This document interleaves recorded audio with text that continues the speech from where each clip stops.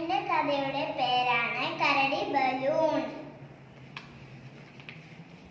ഉത്സവം കഴിഞ്ഞു, ആളുകൾ പിരിഞ്ഞു. കരടി ബലൂൺ ഉണർന്നു, ചുറ്റും ആരുമില്ല. കരടി ബലൂൺ നടന്നു, റോഡിലൂടെ നടന്നു. റോഡിൽ ഒരു പട്ടി, അത് മുരണ്ടു. ബിരു കാറ്റു വീശി, കരടി ബലൂൺ പട്ടിയുടെ നേരെ ചാടി. പട്ടി ഭയന്നു, പട്ടി വിറച്ചു, ഭയന്നു വിറച്ചു മോങ്ങി, വാലും ചുരുട്ടി ഓടി. റോഡിൽ കരടി, നാട്ടുകാരറിഞ്ഞു.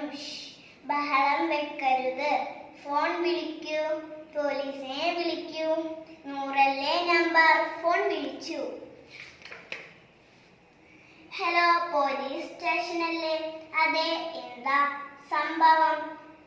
കരടി എവിടെ? റോഡിൽ. റോഡിൽ കരടി, ജനം ഭീതിയിൽ.